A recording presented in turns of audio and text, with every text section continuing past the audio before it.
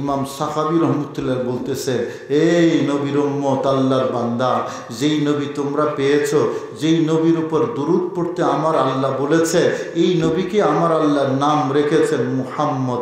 অতি প্রশংসিত, অতি সম্মানিত। উনি এত বেশি সম্মানিত, এত বেশি মর্যাদা প্রাপ্ত, এত বড় ইজ্জতওয়ালা। আমার আল্লাহ এত ইজ্জত আমার দয়াল নবীকে দিয়েছেন। এই নবী এত মর্যাদা লাভ করেছেন। এই নবীর উম্মত, তুমি তোমার জুবানে, তোমার সর্বোচ্চ যোগ্যতায় সেই নবীর উপর দুরূদ পড়ার সেই জুবান তোমার নাই, সেই শক্তি তোমার নাই, সেই যোগ্যতা তোমার নাই। নাই বলেই তুমি সরাসরি নবীর উপর দুরূদ না পড়ে, আমার দয়াল নবী শিক্ষা দিয়েছেন, নবীর প্রশংসা করার যোগ্যতা তোমার নাই। সে কারণে আল্লাহকে বলতেছো, আল্লাহ আমার যোগ্যতা নাই, আমি সারেন্ডার করলাম। আল্লাহ, যেই নবীকে সৃষ্টি করেছো তুমি, সম্মান দিয়েছো তুমি, ইজ্জত দিয়েছো তুমি, মর্যাদা দিয়েছো তুমি, আল্লাহ সেই নবীর জন্য যা উপযুক্ত, আল্লাহ তুমি সেই ভাষা দিয়া তুমি তোমার নবীর উপর দুরূদ পড়ো। যারা বলুন সুবহানাল্লাহ।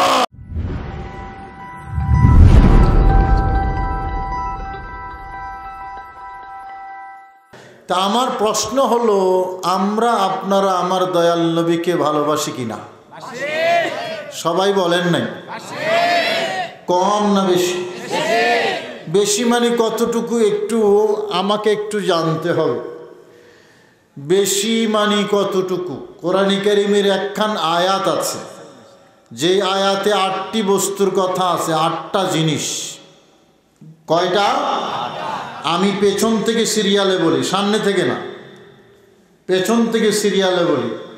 8ম নম্বর আমার আল্লাহ বলেছেন যে তোমার বাড়ি, এটাকে তুমি খুব পছন্দ করো, গুলশান এলাকার 10 তলা একটা বাড়ি খুব ভালোবাসো, এটার প্রতি তোমার ভালোবাসা আছে।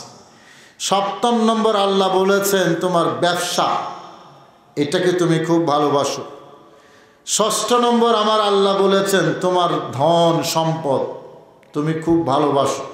ফকির যদি টাকা চায়, 1000 টাকার নোটও আছে, 500 টাকার নোটও আছে, 100 টাকার নোটও আছে, 10 টাকার নোটও আছে, 20 টাকার আছে, 50 টাকার আছে, 5 টাকারও আছে। হাতেরে বলবেন, হাত 1000 টাকায় যাইস না, তুই 5 টাকায় যা। কি এটাই তো বাস্তবতা? কেন বাবা? কারণ সম্পদ আপনার, এই মালটাকে, পয়সাটাকে আপনি ভালোবাসেন বলেই। কথা বলেন ঠিক কিনা? 3টা বললাম। আমার আল্লাহ বলেন তুমি তোমার আত্মীয় স্বজনকে ভালোবাসো নাকি? তারপরে আমার আল্লাহ বলেন যে তুমি তোমার পরিবারের সদস্যদেরকে ভালোবাসো। তোমার স্বামী স্ত্রী, স্বামী স্ত্রীকে, স্ত্রী স্বামীকে ভালোবাসো, বাসে কিনা? তোমার ভাই বোনকে তুমি ভালোবাসো। তোমার মা এবং বাবাকে তুমি ভালোবাসো। তোমার সন্তান ছেলে এবং মেয়েকে ভালোবাসো। পিছন দিকের সিরিয়াল থেকে বললাম, এবার শুরু সিরিয়াল থেকে বলি।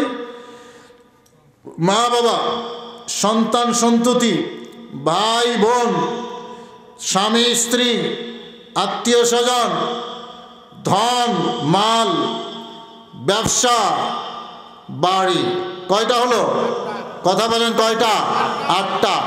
এই 8টার প্রতি মানুষের ভালোবাসা আছে না নাই? কথা বলেন আছে না নাই? যেই ভালোবাসার কথা আপনারা একটু আগে বললেন যে আমরা আমার দয়াল নবীকে ভালোবাসি, তো আমার আল্লাহ বলেন বান্দা কতটুকু ভালোবাসো? তোমার বাড়ির প্রতি ভালোবাসা যা, আমার প্রতি, আমার রসুলের প্রতি ভালোবাসা এর চেয়ে কম হবে না বেশি? আওয়াজ দেন, কম হবে না বেশি? তোমার ব্যবসার প্রতি ভালোবাসা যা, আমার প্রতি, আমার রসুলের প্রতি ভালোবাসা হতে হবে এর চেয়ে বেশি। তোমার মালের প্রতি ভালোবাসা যা, আমার প্রতি, আমার নবীর প্রতি ভালোবাসা হতে হবে এর চেয়ে বেশি। তোমার পরিবারের প্রতি ভালোবাসা যা, আমার প্রতি, আমার রসুলের প্রতি ভালোবাসা হতে হবে আরো বেশি। তোমার আত্মীয় স্বজনের প্রতি ভালোবাসা যা, আমার প্রতি, আমার নবীর প্রতি ভালোবাসা হতে হবে এর চেয়ে বেশি। স্বামী স্ত্রীর প্রতি ভালোবাসা যা, আমার প্রতি, আমার নবীর প্রতি ভালোবাসা হতে হবে এর চেয়ে বেশি। তোমার ভাই বোনের প্রতি ভালোবাসা যা, আমার প্রতি, আমার রসুলের প্রতি ভালোবাসা হতে হবে এর চেয়ে বেশি।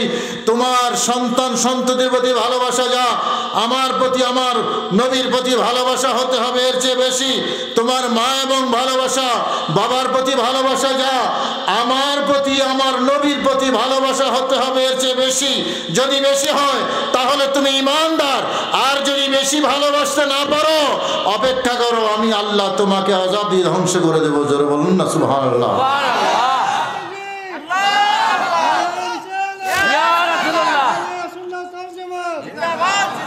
তাহলে ভালোবাসা নবীর প্রতি কোন কোন জায়গা থেকে বেশি হবে এটা আমি নির্ধারণ করে দেই না, নির্ধারণ করে দিয়েছেন কে? আল্লাহ। এটা কোরআনে কারীমের আয়াত। এখানে মা বাবা সন্তান সন্ততি পর্যন্ত আছে, ঠিক কিনা বাবা? এবার হাদিস শরীফ শুনুন। হযরত ওমরের হাত ধরেছেন আমার দয়াল নবী এভাবে। হযরত ওমরের হাত ধরে রাস্তা দিয়ে হাঁটতেছেন, নবীজি হাত ধরেছেন হযরত ওমরের। ওমর নবীর হাত ধরেছেন তা না, এটা তো বেয়াদবি, ঠিক কিনা বাবা? নবী হযরতে ওমর ফারুকের হাত ধরে রাস্তা দিয়ে হাঁটলেন। হযরতে ওমর নবীকে বললেন, হুজুর আমি আপনাকে অনেক বেশি ভালোবাসি। সুবহানাল্লাহ বলেন না? আমি আপনাকে অনেক বেশি ভালোবাসি, সব কিছু থেকে বেশি ভালোবাসি, তবে হুজুর আমার জীবন থেকে এখনো আপনাকে বেশি ভালোবাসতে পারি নাই। আমার দয়াল নবী বললেন, ওমর হয় নাই, ওমর এখনো হয় নাই, এখনো হয় নাই। কারণটা কি?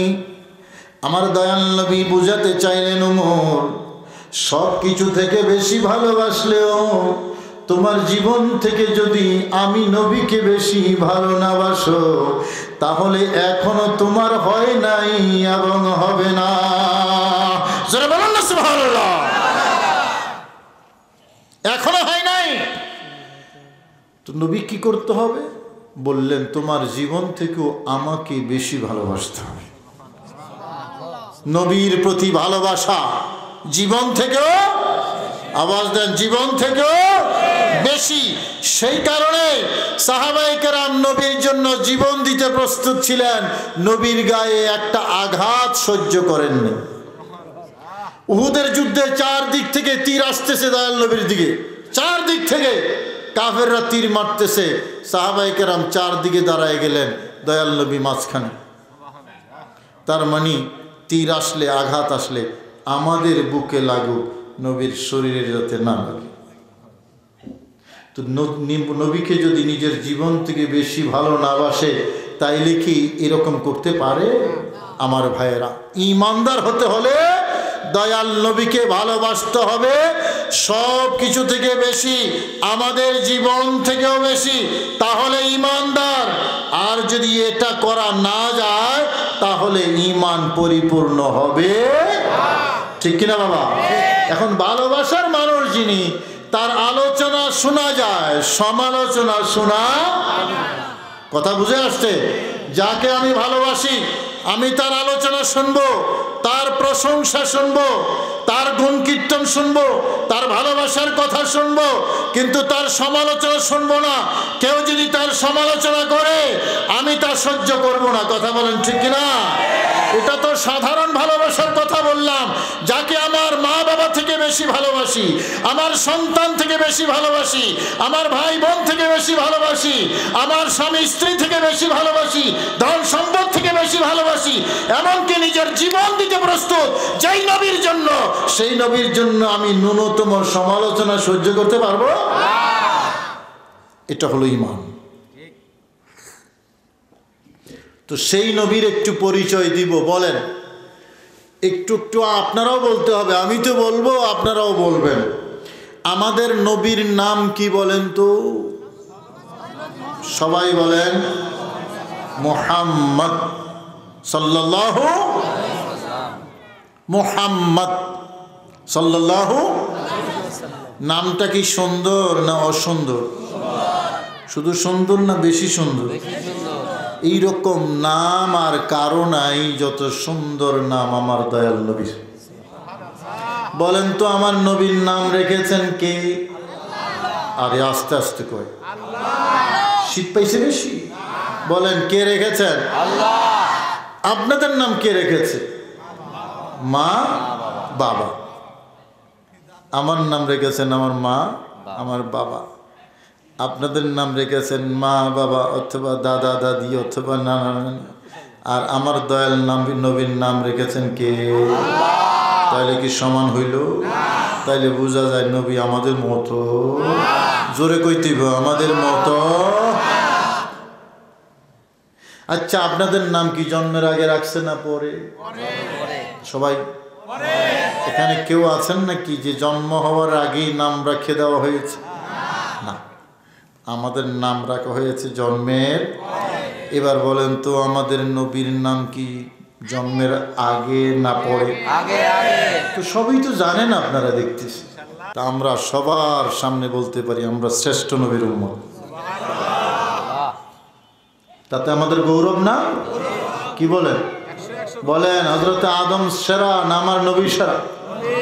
হযরতে নূহ সেরা না আমার নবী সেরা? নবী ইব্রাহিম সেরা না আমার নবী সেরা? নবী মুসা সেরা না আমার নবী সেরা?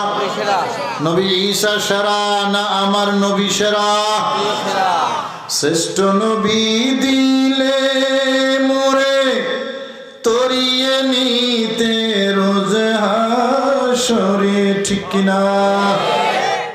শ্রেষ্ঠ নবী দিলে মোরে তরিয়ে নিতে রোজ হাশরে, পথ না ভুলি তাই তো দিলে, পথ না ভুলি তাই তো দিলে, পাক কোরআনের বাণী খোদা তোমার মেহেরবানি, খোদা তোমার মেহেরবানি।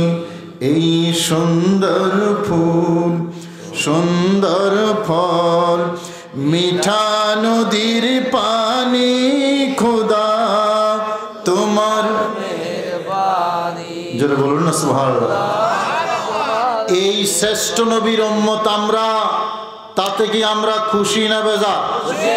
মাশাআল্লাহ। নবী আমাদের কাছে এসেছেন দ্বীন নিয়ে, ইসলাম নিয়ে, আমাদেরকে আল্লাহর বান্দা রূপে পরিণত করার জন্য।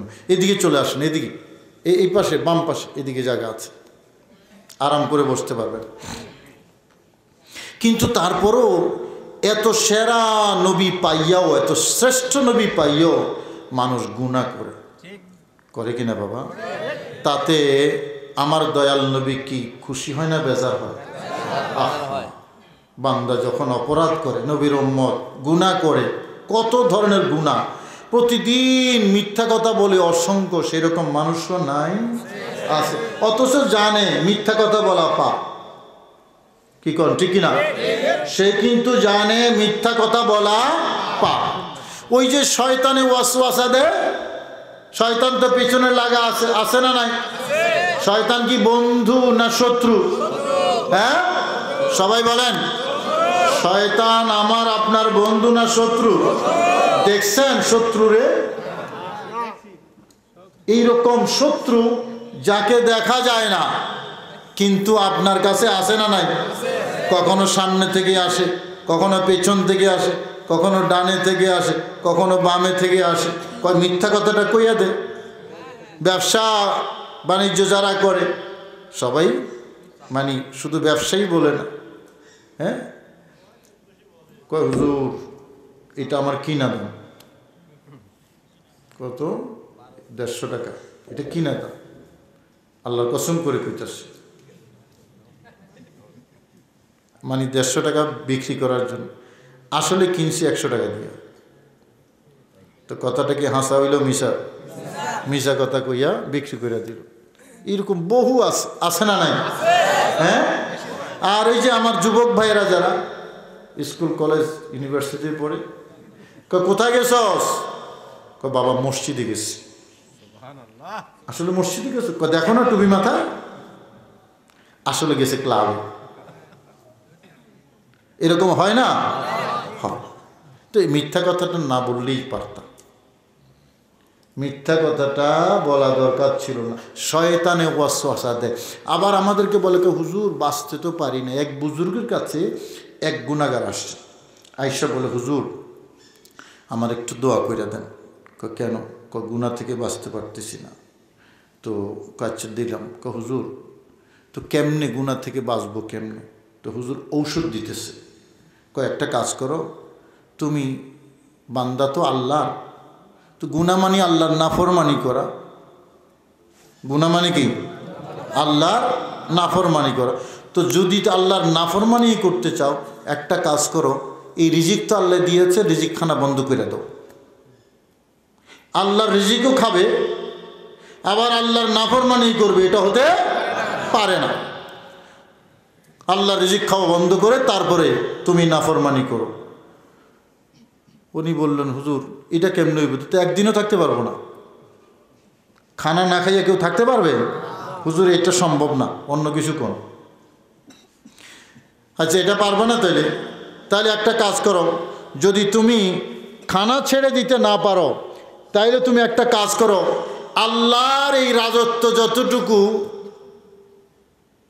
আল্লাহর রাজত্ব যতটুকু, এখান থেকে বের হয়ে অন্য কোথাও গিয়ে আল্লাহর নাফরমানি করো। কথা বুঝেন নাই?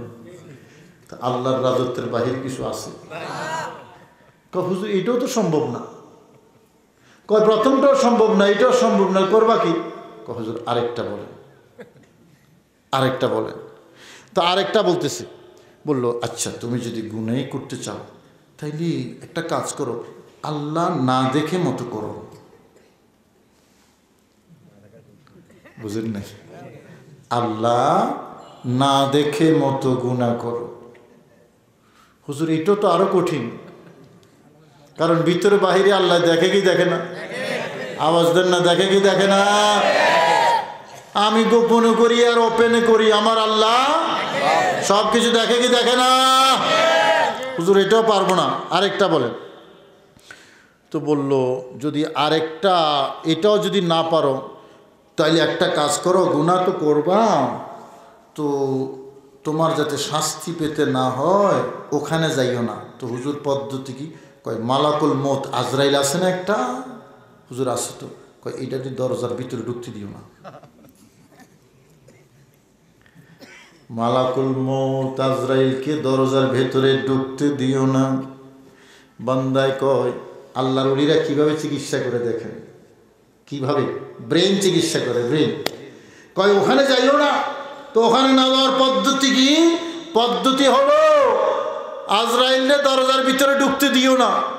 হুজুর আজরাইল তো দেখিয়ে তো না কোন দিকে ঢুকে, দরজা খোলা থাকতে হবে আজরাইল ঢুকতে? কথা কয় না। দরজা বন্ধ করে তালা মেরা রাখলেন, আজরাইল ঘরে ঢুকতে পারবে কি পারবে না? হুজুর এটা তো আরো অসম্ভব, এটা তো মোটেই পারবো না। তো এটাও পারতাম না।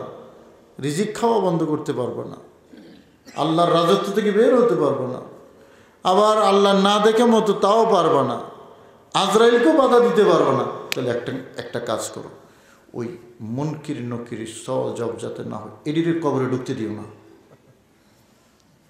মুনকির এবং মুনকির নকির আসিয়া সওয়াল করবে বসাইয়া, দিবেন গো নবীজি পর্দা উঠাইয়া।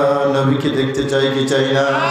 মুনকির নকির আসিয়া সওয়াল করবে বসাইয়া, দিবেন গো নবীজি পর্দা উঠাইয়া। দেখিব আপনাকে পরাণ ভরিয়া, দেখিব আপনাকে পরাণ ভরিয়া।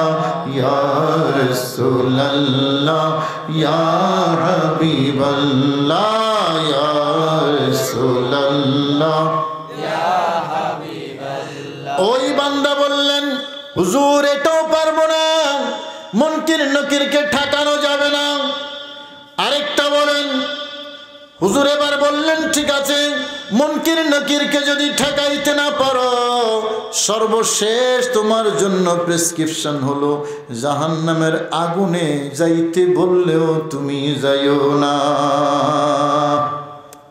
বললেন, হুজুর কিন্তু ধাক্কায় ধাক্কায় নিয়ে যাব, এটা কেমনে সম্ভব? এটাও তো পারবো না। তো হুজুর বলতেছে, তুমি রিজিক খাওয়া বন্ধ করতে পারবে না, আল্লাহর রাজত্ব থেকে বের হয়ে গুনাহ করতে পারবে না, আল্লাহ না দেখে মতো সেটাও পারবে না, মালাকুল মউতকেও বাধা দিতে পারবে না, এরপরে তুমি মুনকির নকিরকেও বাধা দিতে পারবে না, জাহান্নামে না গিয়েও পারবে না। 6টা প্রেসক্রিপশন দিলাম, একটাও তোমার পক্ষে সম্ভব না। তো 6টাই যদি সম্ভব না হয়, একটা তো সম্ভব, গুনাহটা ছাইড়া দাও। সুবহানাল্লাহ বলেন না, গুনাহটা ছাইড়া দাও। ওই বান্দা আল্লাহর ওই ওলির হাতে তওবা করে ওই 6টার একটাও পারবো না, এটা তো পারবো। মিথ্যা কথা না বলে থাকা যায়, যায় কিনা? আওয়াজ দেন, যায় কিনা? মিথ্যা কথা না বলে থাকা যায়, পাপ না করে থাকা যায়, গুনাহ না করে থাকা যায়, মালাকুল মউতকে বাধা দেওয়া যায় না, আল্লাহর দৃষ্টি সীমার বাহিরে যাওয়া যায় না, আল্লাহর রাজত্বের বাহিরে যাওয়া যায় না, আল্লাহর রিজিক খাওয়া বন্ধ করা যায় না। কিন্তু মানুষ চাইলেই ব্যভিচার ছেড়ে দিতে পারে, গালাগালি ছেড়ে দিতে পারে, গীবত ছেড়ে দিতে পারে, চুগলখড়ি ছেড়ে দিতে পারে, সুদ ছেড়ে দিতে পারে, পারে কিনা আমার ভাইরা? গুনার কাজ ছেড়ে দিতে পারে। আল্লাহর ওলি বললেন 6টার একটাও পারবে না, তাইলে একটা তো পারবা, ইচ্ছা করলেই পারো। আল্লাহর নাফরমানি গুনাহ করার রাস্তাটা ছেড়ে দিয়া আমার আল্লাহ এবং রসুলের রাস্তায় চলে আসো। যারা বলেন না সুবহানাল্লাহ। আপনারা পারবেন নি রিজিক না খাইয়া? এই যুবকরা পারবা? হ্যাঁ পারবা। সুতরাং যেটা পারবা সেটা হলো গুনাহ ছেড়ে দেওয়া। আমার দয়াল নবী সেই রাস্তা দেখানোর জন্য এসেছেন, শ্রেষ্ঠ নবী। কথা কোন ঠিক কিনা? তোমার ভাইরা, সেই শ্রেষ্ঠ নবী পেয়েছি আমরা। আমার দয়াল নবীর নাম মুহাম্মদ সাল্লাল্লাহু। এখন বলেন তো, নবীর নাম মুহাম্মদ শব্দের অর্থ কি? মুহাম্মদ, হ্যাঁ কে বলেছেন? আপনি বলেছেন। হ্যাঁ হয়েছে, তবে আর একটু যোগ করতে হবে। মুহাম্মদ শব্দের অর্থ হলো অতি প্রশংসিত, বেশি প্রশংসিত। নামটা রেখেছেন জোরে, জন্মের আগে না পরে? আমাদের নাম রাখা হয় জন্মের পরে, নবীর নাম রাখা হয়েছে জন্মের। আমাদের নাম রাখে মা অথবা বাবা, দাদা অথবা দাদি, নানা অথবা নানি। আমার আল্লাহ আমার নবীর নাম রেখেছেন আমার আল্লাহ। তার মানে আমার দয়াল নবী আমাদের মতো না। আচ্ছা, নামটা কখন রেখেছেন? নবীর জন্মের আগে। কতদিন আগে জানেন নাকি? হ্যাঁ, আচ্ছা, আমার নবী কি 570 খ্রিস্টাব্দে জন্মগ্রহণ করেছেন? এখান থেকেই শুরু নাকি আরো আগেও ছিল? মাশাআল্লাহ, ওই যে কইলাম তো, সবই জানে, সবই জানে, আরো আগে। আচ্ছা, হযরত আদমের আগে না পরে? মাশাআল্লাহ, আরো আগে। আদমকে দিয়ে পৃথিবীতে মানবতার শুরু, মানুষ প্রথম মানব হযরতে আদম। আমার নবী আরো, বলেন আরো আগে। তো কোথায় ছিলেন? আল্লাহর কাছে। কোথায়? আল্লাহর কাছে ছিলেন। সৃষ্টির প্রথম সৃষ্টি আমার দয়াল নবী, আর কেউ নাই। ছিলেন আমার আল্লাহ, ছিলেন আমার নবী। একজন হলেন স্রষ্টা, আরেকজন হলেন সৃষ্টি। স্রষ্টা ছিলেন একা, প্রথম যাকে সৃষ্টি করলেন তিনি আমাদের নবী। ঠিক কিনা বাবা? এটাতে কারো কোনো দ্বিমত নাই তো? কারো কোনো সন্দেহ নাই তো? কেউ নাই।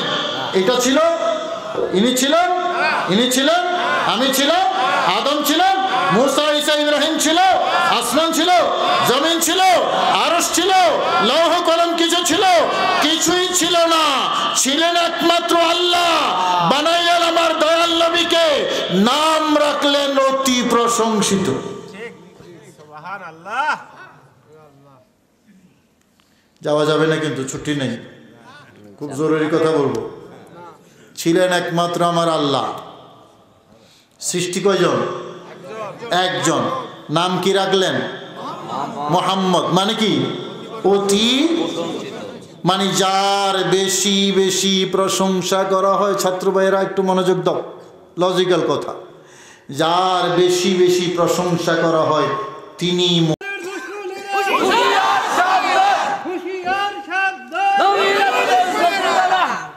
তাহলে আমার নবী প্রশংসিত, কার প্রশংসায়? তো যখন আমরা কেউ ছিলাম না তখন আমার আল্লাহ প্রশংসা করেছেন। আল্লাহ যখন করেন কম করেন না বেশি করেন? আওয়াজ দেন, কম করেন না বেশি করেন? তো আল্লাহ যদি প্রশংসা বেশি করেন, আল্লাহ যদি প্রশংসা বেশি করেন, কি বোঝা যায়? আমার আল্লাহর ইচ্ছা কি নবীর প্রশংসা কম হওয়া না বেশি? আওয়াজ দেন।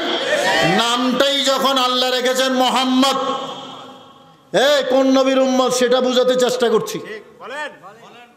নামটাই যখন আল্লাহ রেখেছেন মোহাম্মদ, যার বেশি বেশি প্রশংসা করা হয়, তাহলে আল্লাহ যখন নাম মোহাম্মদ রাখলেন, মোহাম্মদ নামের মধ্যে একটা নোটিশ আছে, বান্দা আমার, এটা আমার ওই হাবিব, এটা আমার ওই বন্ধু, যার প্রশংসা কম হইলে চলবে না, প্রশংসা বেশি লাগবে। কেন জানো? দেখো, আমি আমার হাবিবের নাম রেখেছি মোহাম্মদ। মোহাম্মদ মানে প্রশংসা কম নয়, মোহাম্মদ মানে প্রশংসা, আওয়াজ দেন, প্রশংসা। এটা হলো নোটিশ আমাদের জন্য। আমার আল্লাহ পেয়ারা হাবিবের নাম রেখেছেন মোহাম্মদ। এবার পূর্ববর্তী নবীদের নাম একটু খেয়াল করেন। আদম নাম রেখেছেন আল্লাহ, অর্থ আপনার এঁটেল মাটি, একটু কালো মাটি, আদম। নূহ, নূহ মানে যিনি বেশি বেশি কাঁদেন। ইব্রাহিম অর্থ আল্লাহর বান্দা। মূসা, মূসা শব্দের একটা হলো চাকু, চাকু, চাকু বুঝেননি? ছুরি, চাকু, মূসা। অন্যান্য নবীদের নাম রেখেছেন আমার আল্লাহ এভাবে, আর আমার দয়াল নবীর জন্য নামটা গোপন রেখে দিয়েছেন, ইনটেক রেখেছেন, জমা রেখেছেন। এটা অন্য কাউকে দেন নাই, একমাত্র আমার পেয়ারা নবী রহমতুল্লিল আলামিন। ওই নাম প্রাণের প্রিয়তম, ওই নামে জপি মজনু সম, ওই নাম প্রাণের প্রিয়তম, ওই নামে জপি মজনু সম, ওই নামে পাপিয়া গাহে প্রাণের কুসুম বাগে। মুহাম্মদ নাম যতই জপি ততই মধুর লাগে, মুহাম্মদ নাম যতই জপি। ঠিক কিনা বাবা? কারণ এটা আল্লাহর দেওয়া নাম, অন্য নবীদেরকে এই নাম দেন নাই, রেখে দিয়েছেন আমার দয়াল নবীর জন্য। এখন যখন কেউ ছিল না তখনও হাবিব মোহাম্মদ, কেউ যদি নবীর প্রশংসা না করে আমার নবী মোহাম্মদ হইতে থাকতে কোনো অসুবিধা আছে? যখন ছিলাম না তখনও যিনি মোহাম্মদ ছিলেন। এখন যদি এই মসজিদে নবীর আলোচনা না হয়, এই মাহফিলে নবীর আলোচনা না হয়, এই দেশে নবীর আলোচনা না হয়, হরতাল করে বন্ধ দিল, খবরদার, নবীর কথা কইবার পারবা না, মিলাদ পড়বার পারবা না, সালাম দিবার পারবা না, নবীর জুলুস করবার পারবা না, ঈদ মিলাদুন্নবী করা যাবে না। লাঠি মিছিল করে মারামারি করে যদি বন্ধ কইরা দেয়, বলেন তো আমার দয়াল নবীর কোনো ক্ষতি আছে? কারণ যখন লাঠি ছিল না, লাঠিওয়ালা ছিল না, জুবান ছিল না, জুবানওয়ালা ছিল না, হরতাল ছিল না, হরতালকারী ছিল না, তখনও আমার নবী মুহাম্মদ, সুবহানাল্লাহ বলেন না, তখনও আমার নবী মুহাম্মদ ছিলেন। আমার আল্লাহ বলেন, তোমার প্রশংসায় আমার নবী মুহাম্মদ নয়, আমি স্রষ্টার প্রশংসায় আমার নবী মুহাম্মদ। তো যার প্রশংসা আমার আল্লাহ করেন, কে? আল্লাহ। তার জন্য আমার প্রশংসা হইলেই কি আর না হইলেই কি, কথা বুঝে আসছে? বরং আরেকটা জটিল কথা বলবো, জটিল, সহজ করে বলবো, আপনারা বুঝবেন সহজ করে। ভাইজানেরা, সময় কম থাকে, কমে গেলে কোয়েন আমারে। আমার আল্লাহর অর্ডার কি? ইয়া আইয়ুহাল্লাযীনা আমানু সাল্লু আলাইহি ওয়া সাল্লিমু তাসলিমা। এই তো আল্লাহর অর্ডার, সাল্লাল্লাহু আলাইহি ওয়াসাল্লাম, সাল্লু আলাইহি ওয়া সাল্লিমু। বলেন তো এটার অর্থ কি হুজুর? বলেন তো, সাল্লু আলাইহি, নবীর উপর দুরূদ পড়ো না। ইন্নাল্লাহা ওয়া মালাইকাতাহু ইউসাল্লুনা আলান, ওইটুকু আমি বললাম না। আল্লাহ যখন বললেন আমিও বলি তোমরাও বলো, তো কি বলতে বলছে? সাল্লু আলাইহি, নবীর উপর দুরূদ পড়তে বলেছে। কে? সবাই বলতে হবে কে? এই ছাত্ররা একটু হাত তোলো তো, কে কে ছাত্র আছে আমি একটু দেখতে চাই। না আপনি তো ছাত্র না, আপনি কেন হাত তুললেন? ছাত্র বাবা, ছাত্র হাত তোলো। ছাত্ররা আমি একটু দেখবার চাই। হ্যাঁ, আজকের এই ক্লাস জীবনে আর কোথাও পাবা না, এই ক্লাসটা মনে রাখবা তোমরা। আমার আজকের এই ক্লাস, হাত নামাও। সাল্লু আলাইহি, হে ঈমানদারগণ তোমরা এই নবীর উপর দুরূদ পড়ো। অর্ডার কার? আমার আল্লাহ আমাদেরকে অর্ডার দিয়েছেন নবীর উপর দুরূদ পড়ার জন্য, ঠিক কিনা বাবা? এখন আমার নবী দুরূদ শিখাচ্ছেন। দুরূদ উম্মতকে আল্লাহর অর্ডার কিভাবে আমরা পালন করব, দুরূদটা শিখাচ্ছেন। আমি দুরূদ ইব্রাহিমিতে দিয়া এটাকে বুঝাবার চেষ্টা করছি। আল্লাহ বলেছেন তোমরা পড়ো, নবী শিখাচ্ছেন উম্মত এভাবে বলো। কি দুরূদ ইব্রাহিমিটা বলেন তো সবাই? আল্লাহুম্মা সাল্লি আলা মুহাম্মাদিন ওয়া আলা আলি মুহাম্মাদিন। বাস এতটুকুই যথেষ্ট। এটা নবীর শিখানো একটা দুরূদ। আরও দুরূদ আছে। অনেকেই বলে দুরূদ ইব্রাহিমি ছাড়া অন্য কোনো দুরূদ নাই। এরা আংশিক জানে, আংশিক জানে না। দুরূদ ইব্রাহিমি ছাড়াও আরও অসংখ্য দুরূদ আছে। 30 পারা দুরূদ শরীফের কিতাব আছে, এটা ওনারা পায় নাই, ওনারা পড়েও নি। 30 পারা কোরআন শরীফ যেমন 30 পারা, সহিহ বুখারী শরীফ 30 পারা, দুরূদ শরীফেরও একখান কিতাব আছে 30 পারা, এটা ওনারা পায় নাই। সুতরাং দুরূদ ইব্রাহিমি ছাড়াও আরও হাজার হাজার দুরূদ আছে। আমি দুরূদ ইব্রাহিমি দিয়ে উদাহরণ দিচ্ছি কারণ এটা সবাই প্রতি নামাজের মধ্যে পড়ে, সেই জন্য। তো দুরূদ ইব্রাহিমটা কি? নবীর শেখানো দুরূদ।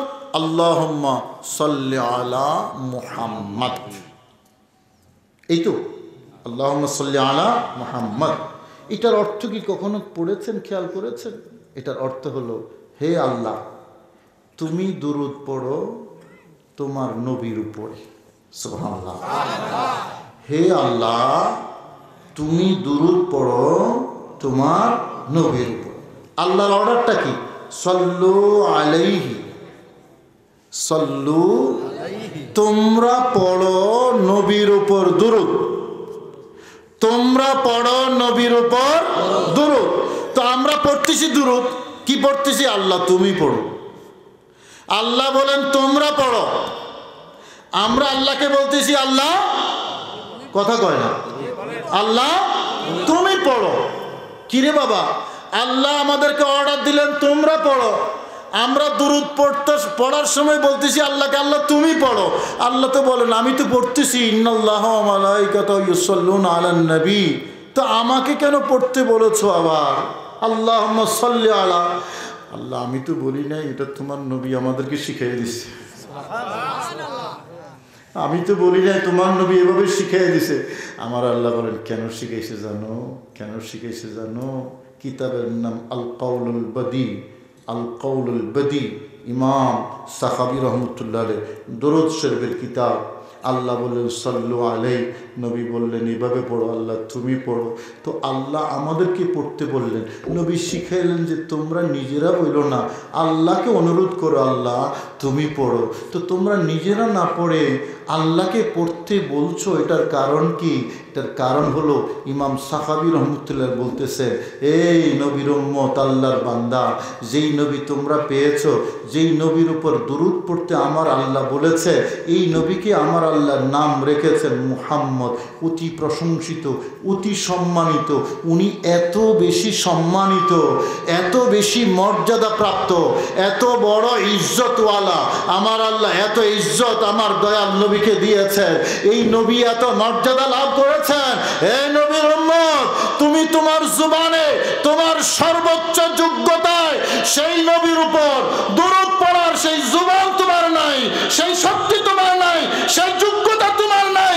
নাই বলেই তুমি সরাসরি নবীর উপর দুরূদ না পড়ে, আমার দয়াল নবী শিক্ষা দিয়েছেন নবীর প্রশংসা করার যোগ্যতা তোমার নাই, সে কারণে আল্লাহকে বলতেছো, আল্লাহ আমার যোগ্যতা নাই, আমি সারেন্ডার করলাম। আল্লাহ যেই নবীকে সৃষ্টি করেছো তুমি, সম্মান দিয়েছো তুমি, ইজ্জত দিয়েছো তুমি, মর্যাদা দিয়েছো তুমি, আল্লাহ সেই নবীর জন্য যা উপযুক্ত আল্লাহ তুমি সেই ভাষা দিয়া তুমি তোমার নবীর উপর দুরূদ পড়ো। যারা বলুন না সুবহানাল্লাহ। নবীকে একটু প্রশংসা করলেই আপনার বেদাতের ফতোয়া জন্ম দেয়, দেয় কি না বাবা? দরুদ শরীফের যেই ফরম্যাট, যেই শব্দ, এই শব্দ দ্বারা বোঝা যায় প্রশংসা করার যোগ্যতাই আমাদের নাই। কথা কোন ঠিক কিনা? প্রশংসা করার যোগ্যতাই আমাদের নাই। নাই বলেই প্যারা নবী বলেছেন, এভাবে বলো, আল্লাহুম্মা সাল্লি আলা মুহাম্মদ। আল্লাহ আমি সারেন্ডার করলাম তোমার নবীর উপর, দরুদ পড়ার যোগ্যতা আমার নাই। আল্লাহ তুমি অর্ডার দিয়েছো, তুমি সৃষ্টি করেছো, আল্লাহ তুমি তোমার নবীর উপর দরুদ পড়ো। আমার আল্লাহ বলেন ঠিক আছে, তুমি যখন সারেন্ডার করলা তোমার এই বক্তব্যটাই আমি দরুদ হিসেবে কবুল করে নিলাম।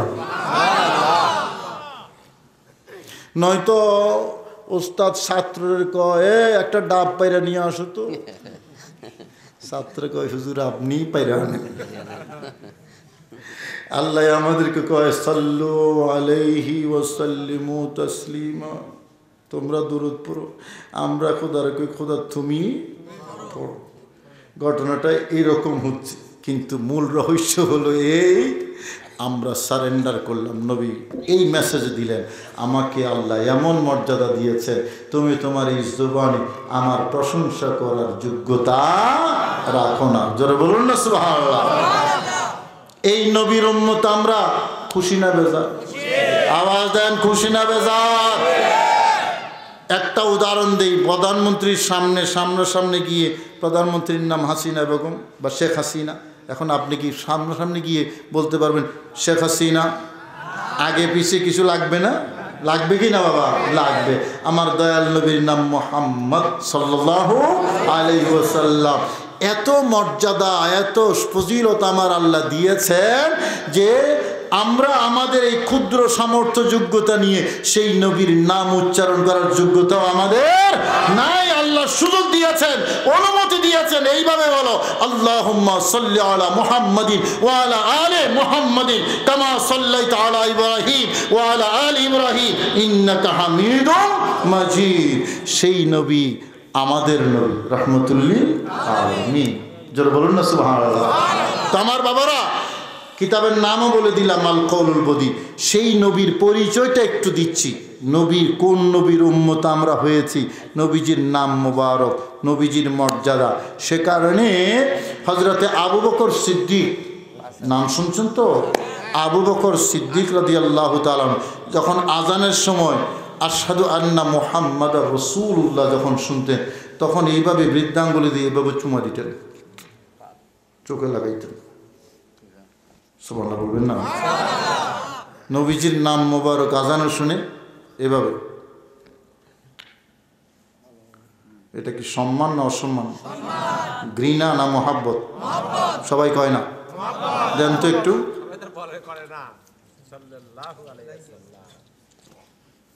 পয়সা খরচ হয়েছে? কষ্ট হয়েছে? করবেন তো? কেউ বেদাতের ফতোয়া দিলে আমার কাছে পাঠিয়ে দিন, ওষুধ আমি দিয়ে দেব। টেলিভিশনে আমার প্রোগ্রামের মধ্যে এই মাসালাও আছে, অসংখ্যবার বলেছি আমি। এটা আপনার মওকুফ হাদিস দ্বারা প্রমাণিত।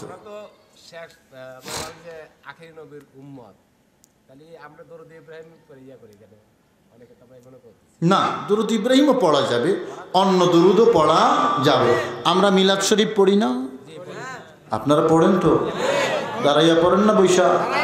মাশাআল্লাহ, পড়েন, অসুবিধা নেই।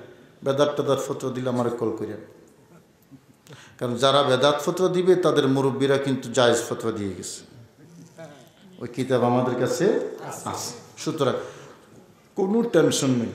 সবসময় হয়তো আসতে পারি না, আর সল্লাকুল্লার সাথে বসাও তো আমাদের ইজ্জত সম্মানের ব্যাপার, কিন্তু কিতাব আছে, আমি কিতাবের সন্ধান দিয়ে দেবো আপনাদেরকে। এই হুজুরেই পারবে, তাদেরকে সমুচিত জবাব দেওয়ার জন্য হুজুর এই যথেষ্ট, আমি শুধু কিতাবের নামটা বলে দেব। আমার বাবা, নবীকে একটু দাঁড়াইয়া সালাম দিলে নবীর সম্মান কি বেড়ে যাবে?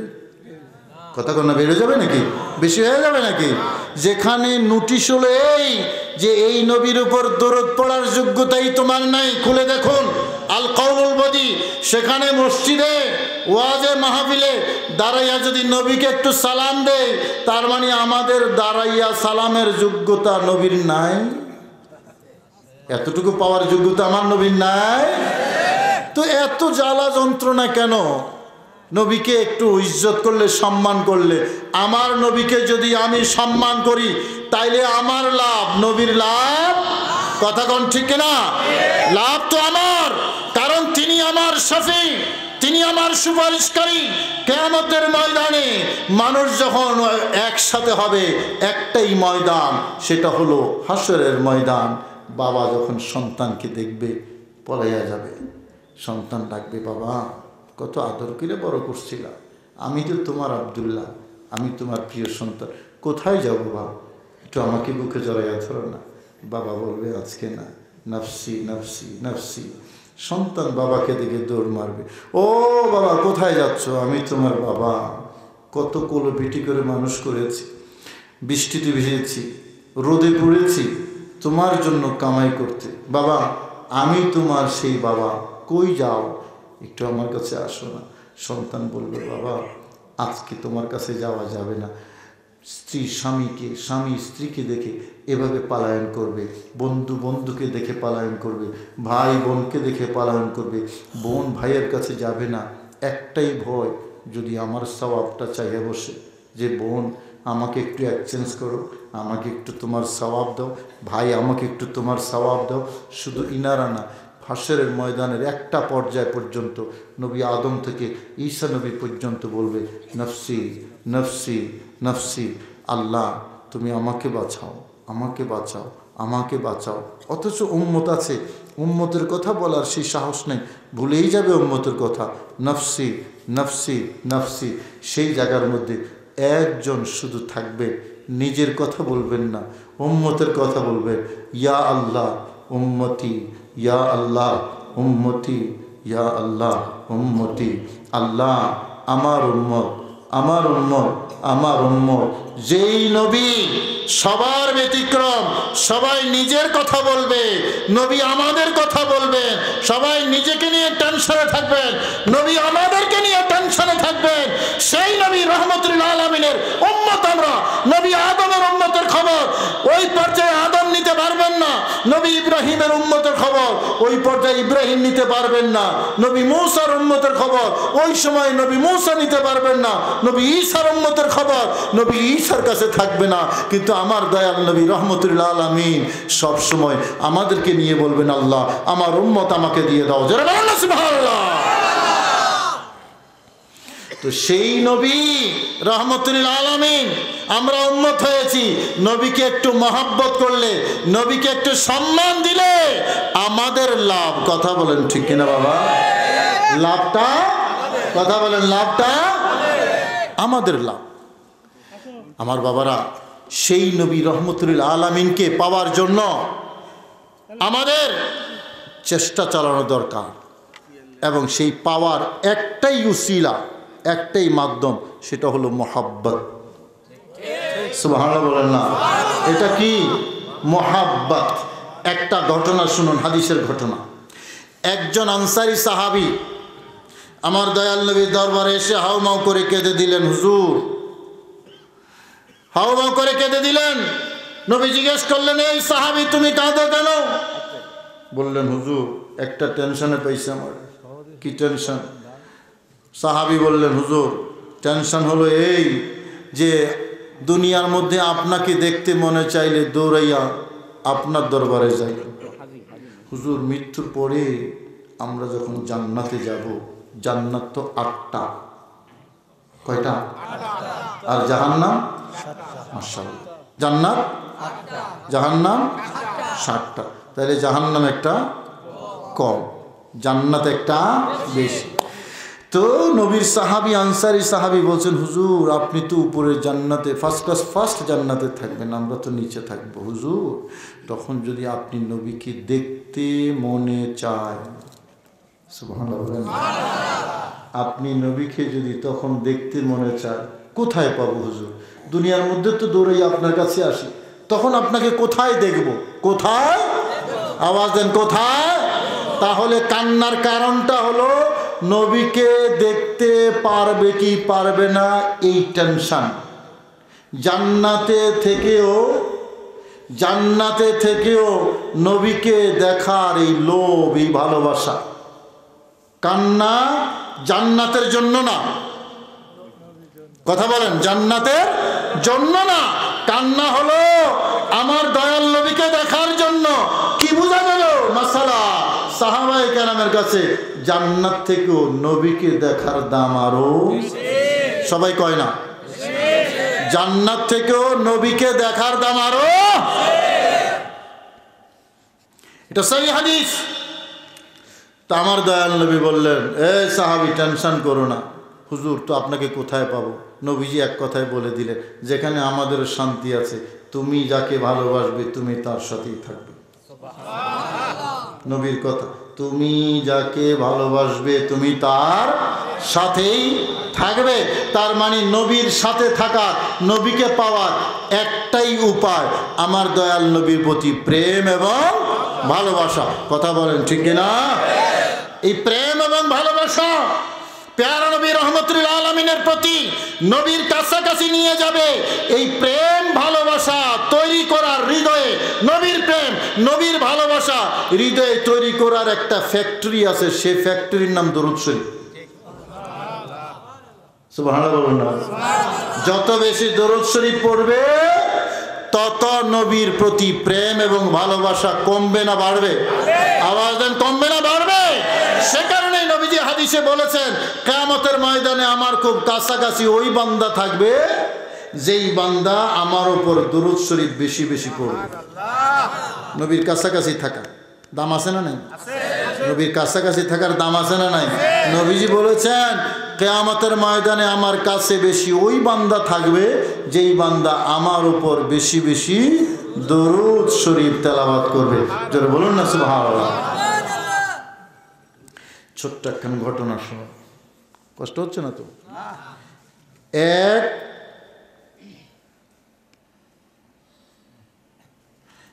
এক আল্লাহর ওলি, একজন আলেম মরুভূমি দিয়ে যাচ্ছেন, মরুভূমি।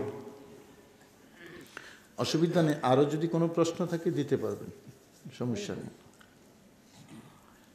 এক বড় আলেম মরুভূমি দিয়ে যাচ্ছেন, আমাদের খেয়াল করেন,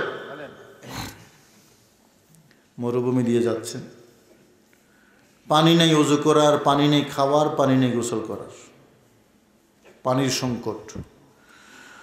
অনেক দূর যাওয়ার পরে দেখলেন একটা কুয়া আছে, কূপ, কিন্তু পানি এত নিচে, বালতিও নেই, রশিও নেই, নামলে আর উঠা যাবে না, এখানেই শেষ। আরব দেশের কুয়া আমি দেখেছি, কয়েকশো ফিট নিচে পানি। কুয়ার চারপাশে ঘুরতেছে, দূর থেকে একটা ছোট্ট মেয়ে, কিশোরী মেয়ে দেখে এগিয়ে আসলো, এসে দেখছে হুজুর কুয়ার চারপাশে ঘুরে। বুঝতে পারলেন যে হুজুরের পানি দরকার। বললেন, হুজুর কি সমস্যা কি? বললেন, মা পানি নাই, খাওয়ারও নাই, ওযুরও নাই, গোসলেরও নাই, পানি কোথায় পাই? অনেক দূরে। তো ওই মেয়েটা বললেন, হুজুর একটু দাঁড়ান, আমি আপনাকে পানি দিচ্ছি। এ কথা বলে ওই মেয়েটা কি যেন পড়লো আর একটু থুতু কূপের মধ্যে নিক্ষেপ করলো। সুবহানাল্লাহ বলেন না। দুধ, আধা কেজি দুধ বড় একটা পাতিলার মধ্যে আপনি দিলেন, আধা কেজি দুধ। যখন গ্যাস আগুন জ্বলতেছে, কিছুক্ষণ পরে দেখলেন আধা কেজি আর আধা কেজি নেই, পুরা, ঠিক কিনা বাবা? শুধু পাতিলা হয়ে গেছে তা না, পাতিলার চারপাশে পড়তেছে, উত্তরাইয়া। আপনাদের দেশে কি বলে? উত্তরাইয়া বলে না? উত্তরাইয়া চারদিকে পড়তেছে। ওই মেয়েটা যখন ওই কূপের মধ্যে থুতু নিক্ষেপ করলো, তখন ওই দুধ উত্তরানের মতো পানিটা উগলাইয়া উত্তরাইয়া কূপের চারপাশে ভেসে গেছে পুরা। এখন হুজুর তো আশ্চর্য হয়ে আগে পানি খাইলো, পানি নিল, অজু করলো, সব কিছু শেষ হওয়ার পরে মেয়েকে জিজ্ঞেস করছে, মা তোমার ভিতরে কি আছে কও তো। ছোট্ট মেয়ে। তো মেয়ে বলতেছে, কেন? বললো, বাবা আমি চারপাশে ঘুরলাম, পানি আমার কথা শুনলো না, আর তুমি যে থুতু নিক্ষেপ করার সাথে সাথে তোমার থুতুর কথা পানি শুনলো, ঘটনা কি বলো? তো মেয়ে বলল, হুজুর আসলে আমার ভিতরে কিছু নাই, আমি একটা আমল করি বেশি বেশি, সম্ভবত ওই আমলের বরকতেই আল্লাহ এইটা দিয়েছেন। বলল, কি আমল করো? বললেন, হুজুর আমি দয়াল নবীর উপর বেশি বেশি দরুদ শরীফ পড়ি। নিচের পানি উপরে উঠে গেছে দরুদের বরকতে।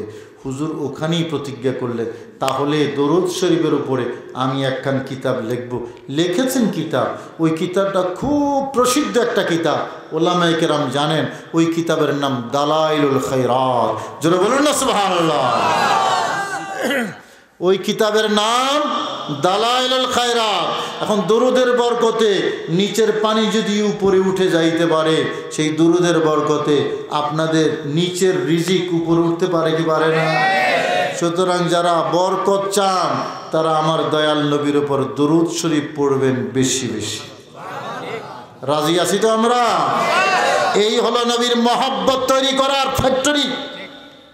যে যত বেশি দরুদ পড়বেন মহব্বত তত বেশি বাড়বে, ইজ্জত করতে তত বেশি মনে চাইবে। আমার ভাইরা, নবীকে ইজ্জত করলে নবীর লাভ না, আমাদের লাভ।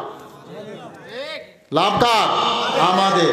দেখুন হুদাইবিয়ার ময়দানে নবীজি প্রায় 1500 সাহাবী নিয়ে হুদাইবিয়ার ময়দানে নবীজি ওযু করবেন। তো ওযু করার সময় কুলি করে না, একটু থুতু নিক্ষেপ করে না? করে কি না বাবা? আপনারা ক্লান্ত হয়ে গেছেন, এখনো 12টা বাজে নাই, কিন্তু এখনো 12টা বাজে নাই।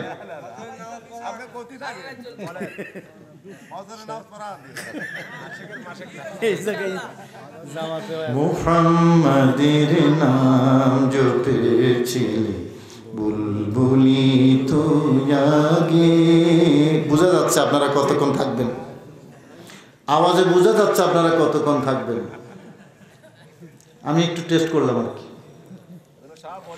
মুহাম্মাদের নাম জপেছিলি বুলবুলি তো জাগে, মুহাম্মাদের নাম জপেছিলি। দেখছেন এরা চলে আসতেছে, আমি কইলাম না নবীর দরুদের সুগন্ধি আছে না নাই?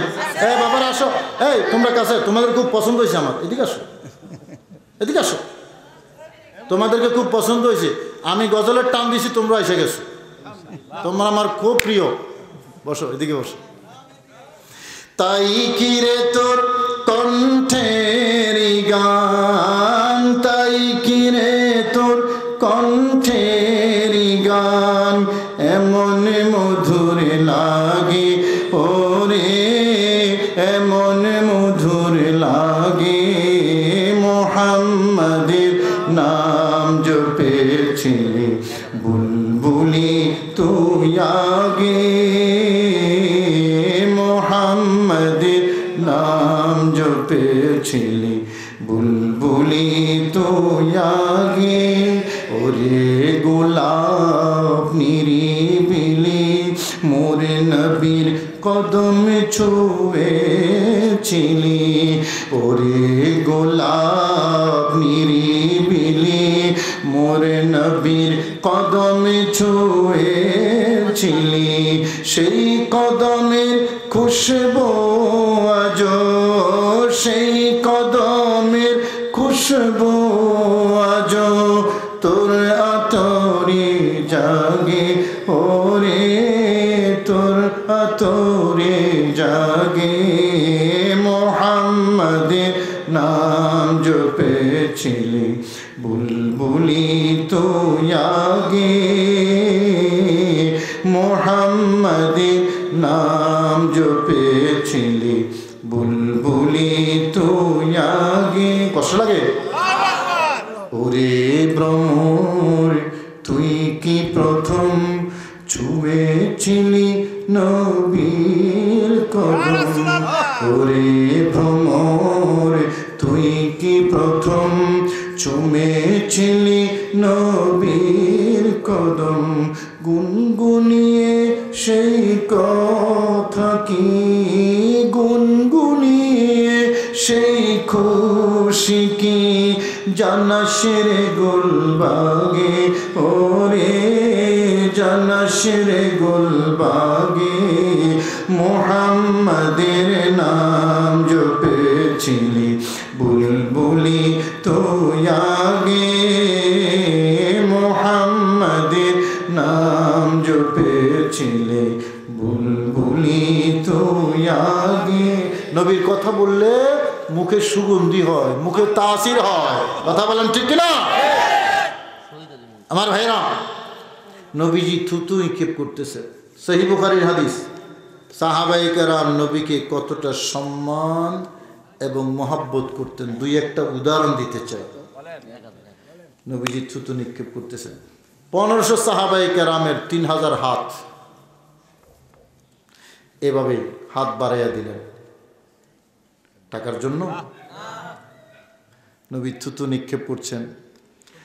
হাদিসের মধ্যে আছে ওয়ামা তানাখামা রাসূলুল্লাহি সাল্লাল্লাহু আলাইহি ওয়াসাল্লাম নুখামাতান ইল্লা ওয়াকাত ফি কাফি ইয়াদি রাজুলিন মিনহুম ফাদালাকা বিহা ওয়াজহাহু ওয়া জিলদাহু। জোরে বলুন না সুবহানাল্লাহ। আমার দয়াল নবী হুদায়বিয়ার ময়দানে যখন এই থুতু নিক্ষেপ করতেন সামনের দিকে, সহিহ বুখারীর হাদিস, কামলিওয়ালা নবীর থুতু মুবারক নেওয়ার জন্য 1500 সাহাবায়ে কেরাম নিজের হাত বাড়ায়া দিলেন সামনের দিকে। ওই থুতু মুবারক মাটিতে পড়তে দেন নাই। কোনো না কোনো সাহাবীর হাতে থুতু মুবারক পড়েছে এবং সেই থুতু মুবারক এইভাবে দুই হাতে নিজের চেহারা, নিজের চোখে, মুখে, বুকে মালিশ করেছে। আমার ভাইরা, দুনিয়ার মধ্যে বহু মা আছে সন্তান লালন পালন করে, মা বাবা সন্তানকে ভালোবাসে, কিন্তু এমন কোনো মা পাওয়া যাবে না যেই মা সন্তানের নাকের পানি, সন্তানের থুতু হাতের মধ্যে নিয়ে নিজের চোখে, মুখে, বুকে মালিশ করে, অথচ সন্তানকে মা ভালোবাসে। কিন্তু আমার সাহাবায়ে কেরাম আমার দয়াল নবীর থুতু মুবারক নিয়া এইভাবে চেহারায়, চোখে, মুখে, বুকে মালিশ করলেন। শুরুতে যেই কথা বললাম, সন্তানের প্রতি মায়ের ভালোবাসা যা, উম্মতের ভালোবাসা আমার মদিনার কামলিওয়ালা নবীর প্রতি কম হবে না বেশি? আমার ভাইয়েরা, শুধু তাই নয়, সহিহ বুখারীর আরেকটা হাদিস, গভীর মনোযোগ। আমার দয়াল নবী অসুস্থ, অসুস্থতার কারণে মসজিদে যেতে পারছেন না।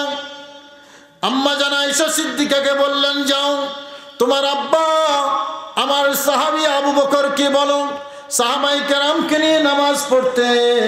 নবীর অনুমতি পাইয়া হযরতে আবু বকর সিদ্দিক ইমাম নামাজ শুরু করে দিলেন। নামাজটা ছিল এশার নামাজ। ইমাম হলেন আবু বকর সিদ্দিক, মুক্তাদি সাহাবায়ে কেরাম। মনোযোগ আছে আপনাদের? ইমাম আবু বকর সিদ্দিক, মুক্তাদি সাহাবায়ে কেরাম। ইক্তদাইতু বিহাযাল ইমাম বলে আবু বকরের পেছনে সবাই ইক্তদা করলেন। নামাজ চলমান অবস্থায় আমার দয়াল নবী একটু সুস্থ বোধ করলেন। সুস্থ বোধ করার সাথে সাথে জামাতে যাওয়ার জন্য নবীজি পর্দা সরাইলেন, দরজা খুললেন।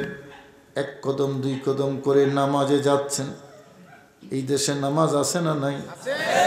সপ্তাহে একদিন, হ্যাঁ,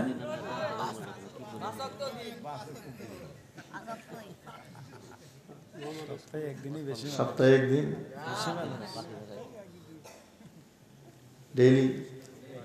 ডেইলি, কথা কয় না, ডেইলি কয় ওয়াক্ত? সব বুড়া মানুষে কয়, আমরা একটাও কয় না। সমস্যা আছে নাকি ওখানে? যুবক ভাইয়েরা, সমস্যা আছে? কোনো সমস্যা নাই। নামাজ চাই কি চাই না? ঠিক করে কও কিন্তু। কারা কারা চাও না হাত তোলো। হ্যাঁ নামাজ চাও তো? হুজুর নামাজ চাই, তবে আমি না, আরেকজনে পড়বে না, তুমি পড়বা। ভাড়া দিয়ে নামাজ পড়ানো যায়? হ্যাঁ নাম মানুষ শেখে যে হুজুর আমার নামাজটা আপনি পড়ে দিয়ে হবে? নামাজ পড়তে হবে তো সবার, 40 বছরের পরে না আগে? লাগবে তো? এই কথা কেন লাগবে? মাশাআল্লাহ, আল্লাহ সবাইরে নামাজি হিসেবে কবুল করুন। আরো জোরে বলেন আমিন। এই আস্তে আস্তে কয়, আমি কই জোরে কইবার, যুবকরা কয় আস্তে আস্তে। নামাজ পড়তে চাই কি চাই না? 5 ওয়াক্ত নামাজ আমরা পড়ব, ঠিক আছে?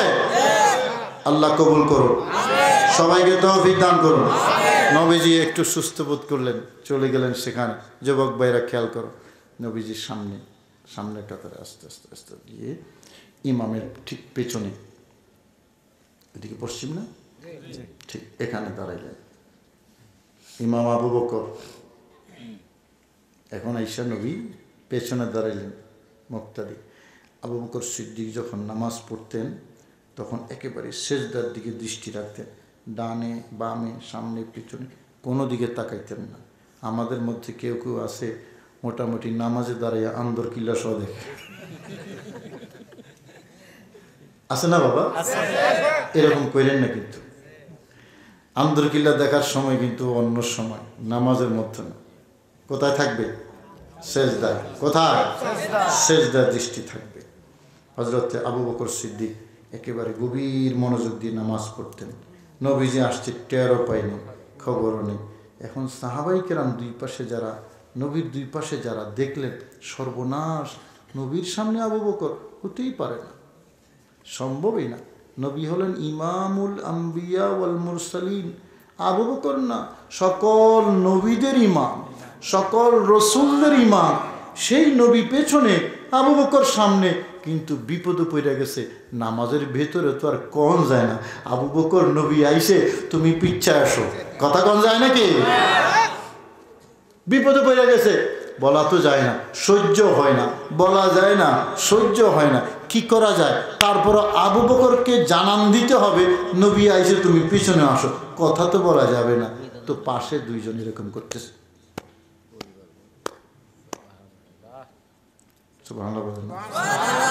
খবর নেই আবু বকর। এখন নবীর পক্ষে তো সবাই, যে নবী আগে যাইতেই, আবু বকর পেছনে আসতে হবে, নবীর পক্ষে সবাই। এটা সহিহ বুখারীর হাদিস। কিন্তু এখন দুইজনের কথা যখন শুনতেছে না আওয়াজ, আরো সাথে যারা আছে তাও খবর নেই ওইদিকে। এখন পুরো মসজিদ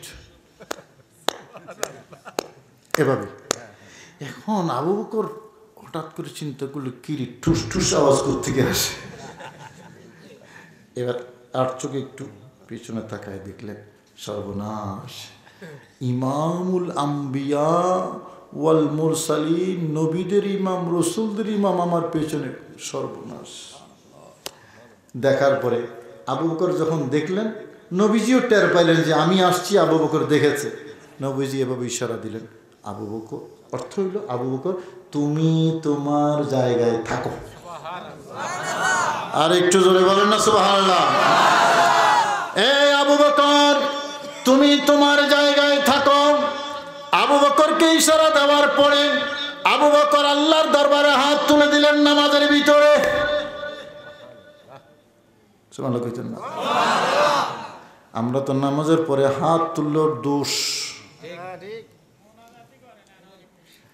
নামাজের পরে হাত তুললেও দোষ।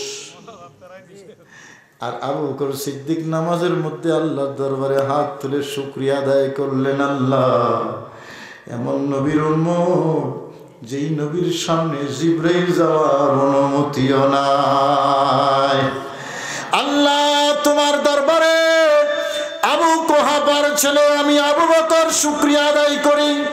পৃথিবীর কেউ তোমার নবীর সামনে যাওয়ার অনুমতি নাই, কিন্তু আরব দেশের আবু কুহাফার ঘরে জন্ম নেওয়া আমি আবু বকরকে আজকে তোমার নবী সামনে থাকার অনুমতি দান করেছে। আল্লাহ তোমার শুকরিয়া আদায় করি। আল্লাহর শুকরিয়া আদায় করলেন আবু বকর সিদ্দিক। শুকরিয়া আদায় শেষ, সামনে আর থাকেন নাই। এক কদম দুই কদম করে পেছনে চলে আসলেন। নবীর ইশারা পাইয়া আল্লাহ শুকরিয়া আদায় করেছেন সত্য, কিন্তু আবু বকর সামনে থাকেন নাই, পেছনে চলে আসলেন। ইমামের জায়গা শূন্য। আমার দয়াল নবী যখন দেখলেন আমার আবু বকর জীবন গেল আমার আগে কখনো যাবে না, নবীজির সামনে আগাইয়া গেলেন। এতক্ষণ ইমাম ছিলেন আবু বকর সিদ্দিক, এখন ইমাম হইয়া গেলেন রাহমাতুল লিল আলামিন। আমার ভাইরা, নামাজ শেষ হলো। আমার দয়াল নবী আবু বকর সিদ্দিককে জিজ্ঞেস করলেন, আবু বকর, ও আবু বকর, আমি তো তোমাকে সামনে থাকার জন্য অনুমতি দিয়েছি, সামনে কেন থাকলা না, পিছনে কেন চলে আসলা? আবু বকর সিদ্দিক বললেন, হুজুর, আমি তো আবু কুহাফার সন্তান আবু বকর, আমার কোনো যোগ্যতা নাই। আপনার সংস্পর্শে এসে আমার আল্লাহ আমাকে ফজিলত এবং মর্যাদা যতটুকু দিয়েছেন। ইয়া রাসূলুল্লাহ, আরব দেশের আবু কুহাফার সন্তানের কি অধিকার আছে ওই নবীর সামনে ইমাম হয়ে দাঁড়িয়ে থাকা? যেই নবী না হলে আবু বকর হইতো না, আবু বকরের বাবা আবু কুহাফারও জন্ম হইতো না। যারা বলেন না সুবহানাল্লাহ। আমার কি যোগ্যতা আছে আপনার সামনে থাকা? কোনো যোগ্যতা নাই। সেই জন্য আপনি আমাকে ইশারা দিয়েছেন, আল্লাহর দরবারে শুকরিয়া আদায় করে মনের আনন্দে আমি আপনার পেছনে চলে এসেছি। জোরে বলুন না সুবহানাল্লাহ।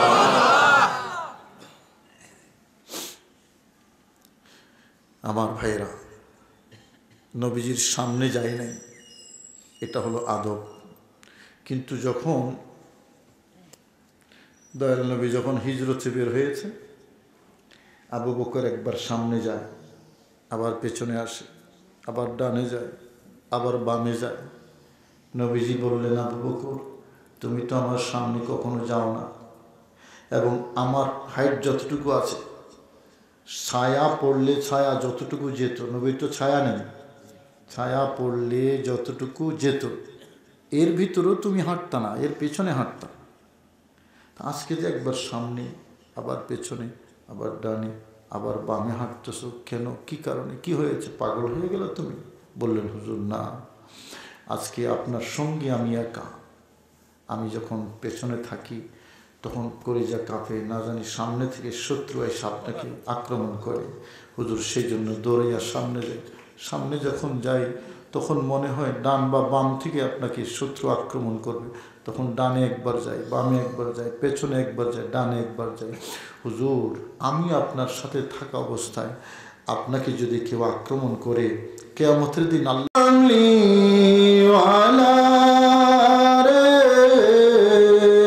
ওরে আমার বুকের দরগার তলায় তারি ডেকে নিয়ে আয় রে রাসূল নামে, কেন মদিনায় রে রাসূল নামে। সুবহানাল্লাহ বলুন। বাবা, নবীজির ছায়া ছিল? সবাই কোন?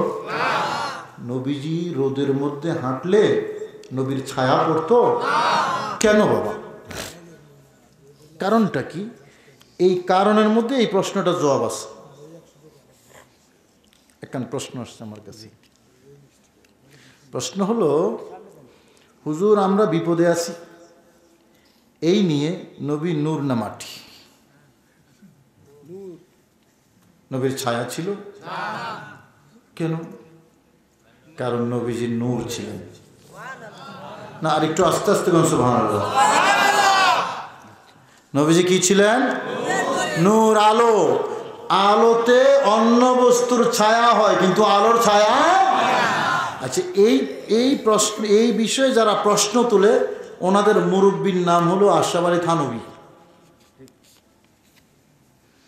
নবীকে নূর বলে যারা কষ্ট পায়, ভীষণভাবে কষ্ট পায়, হৃদয়ে কষ্ট পায়, মনে মনে কষ্ট পায়, ভিতরে ভিতরে কষ্ট পায়, ওনাদের মুরব্বীর নাম হলো আশরাফ আলী থানভী। আশরাফ আলী থানভী সাহেব ওনার কিতাব নসরুদ্দীপ, কিতাবের মধ্যে নসরুদ্দীপ, স্পষ্ট করে বলতেছি যাতে ভিডিওতে বোঝা যায়, কিতাবের নাম নসরুদ্দীপ, লিখেছে এই কওমি হুজুরদের মুরব্বী আশরাফ আলী থানভী সাহেব। উনি ওনার ওই কিতাবের প্রথম অধ্যায়ের প্রথম পরিচ্ছদের প্রথম পৃষ্ঠার প্রথম হাদিস, প্রথম অধ্যায়ের প্রথম পরিচ্ছদের প্রথম পৃষ্ঠার প্রথম হাদিস উর্দু ভাষায় লিখেছেন। উর্দু ভাষায় কি লিখেছেন? হযরতে জাবের বললেন, হুজুর আমি একটু জানতে চাই আল্লাহ সর্বপ্রথম কি সৃষ্টি করেছেন।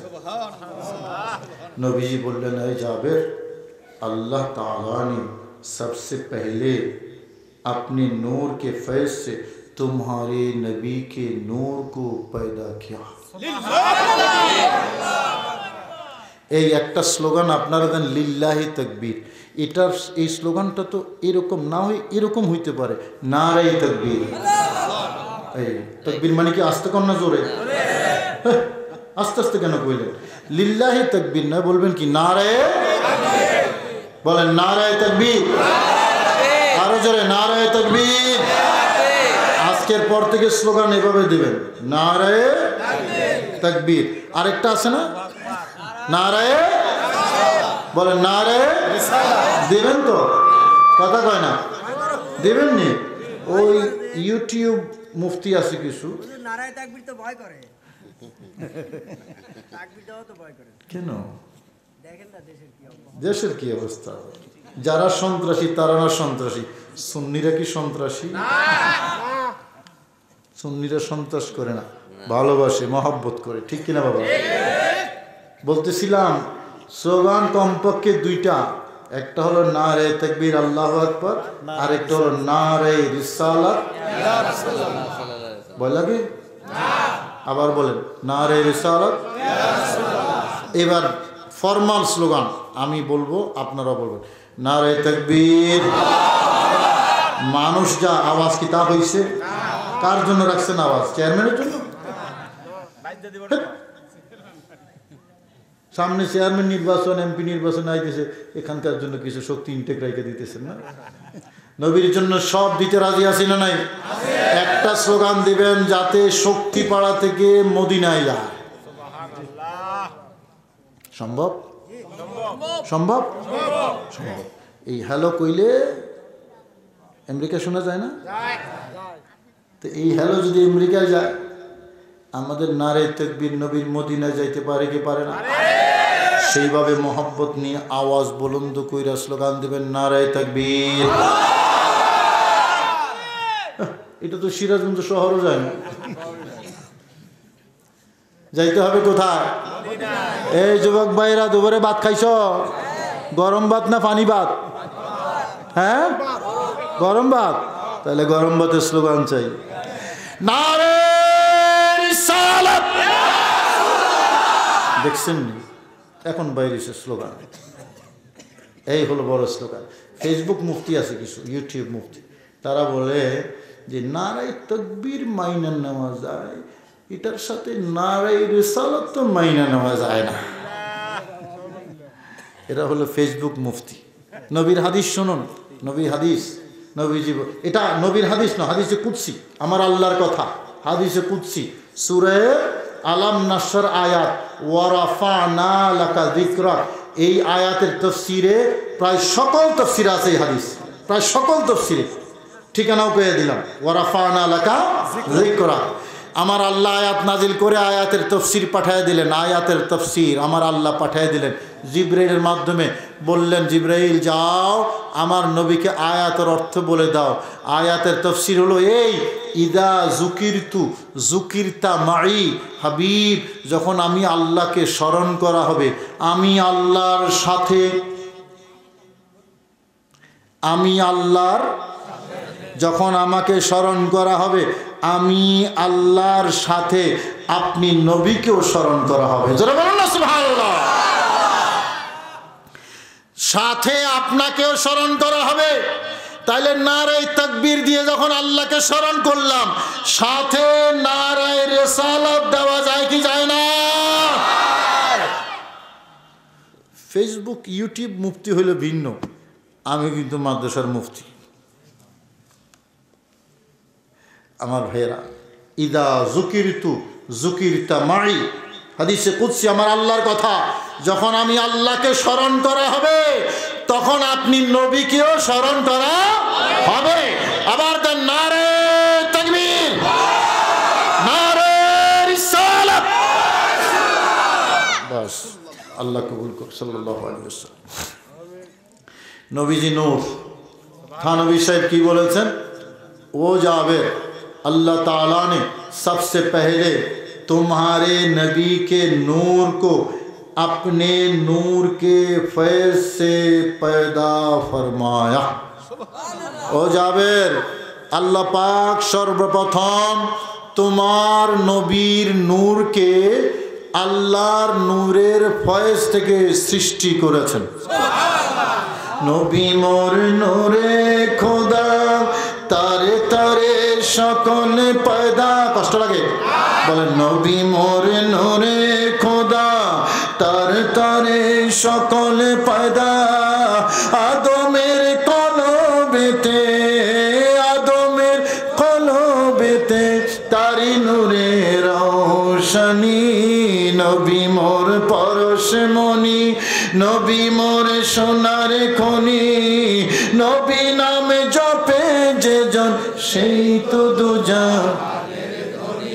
সুবহানাল্লাহ বলুন না।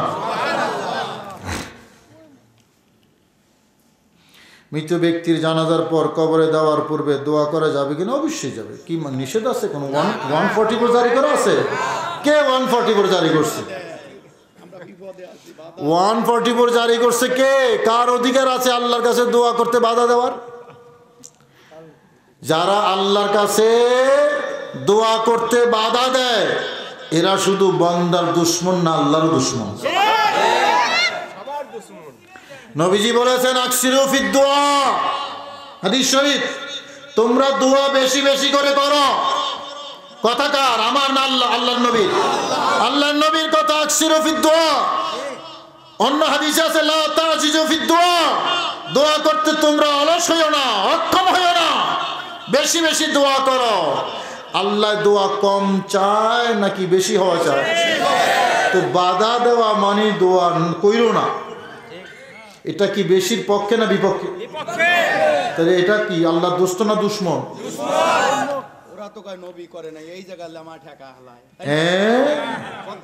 নবী করে নাই সেরকম বহু কাম তারা করে। শুনবেন, নবী করে নাই সেরকম বহু, আপনারা একটু গবেষণা করলে পাইয়া যাবেন। এগুলো তো আর আমাদেরকে জিজ্ঞেস করার বিষয় না। আচ্ছা, তারা যে দস্তারবন্দি করে, দস্তারবন্দি ছাত্রদেরকে পাগড়ি পরাই দেয় না, এটা কি নবী করছে? এই অনুষ্ঠান নবী করছে? করে নাই। বুখারীর খতম করে না তারা? তারা এটা করছে? নবী এটা করছে? করে নাই। তারা এই যে আগামী শুক্রবার থেকে বিশ্ব ইজতেমা শুরু হবে, বিশ্ব ইজতেমার কোনো অস্তিত্ব নবীর যুগে ছিল? ছিল। এরকম বহু কাজ তারা করে, বেদাত হয় না। আমরা করি, বেদাত হয়। কথা বুঝেন নাই? এই যে মসজিদে, এই মসজিদ না এটা, কাতার টানা আছে না? আছে কিনা? কথা বলেন, কাতার টানা আছে? আছে।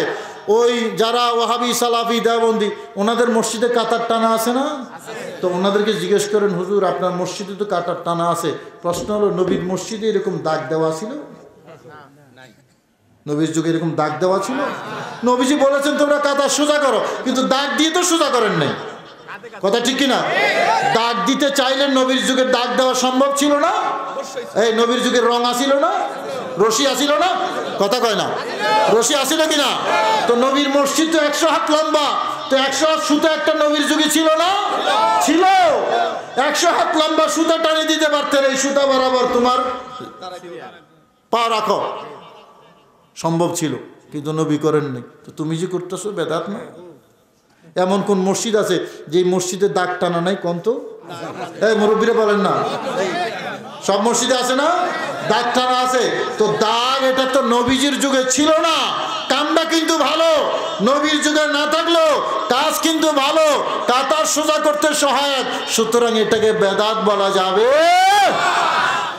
ওটাকে যেমন বেদাত বলা যাবে না, এইরকম বহু কাজ আছে বেদাত বলা যাবে না, কাজটা যদি ভালো হয়।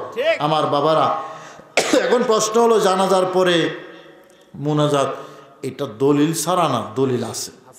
আবু দাউদ শরীফের হাদিস, আবু দাউদ শরীফ, নবীজি বলেছেন, ইদা সাল্লাইতুম আলাল মাইয়িতি, তোমরা যখন মৃত ব্যক্তির উপর জানাজার নামাজ শেষ করবা, ফাআখলিসু লাহু দুআ, তখন তার জন্য ইখলাস সহকারে দোয়া করো। সুবহানাল্লাহ। আবু দাউদ শরীফের হাদিস, জানাজার পরে দোয়া করতে নবী বলেছেন। এখন মোল্লায় যদি বাধা দেয়, কার কথা শুনবেন? মোল্লার কথা না নবীর কথা? বেদাত কইলে কোগা, বেদাত কইলে কোগা, হে বেদাত নিয়ে থাকো, আমরা নবীর কথা শুনতে চাই কি চাই না?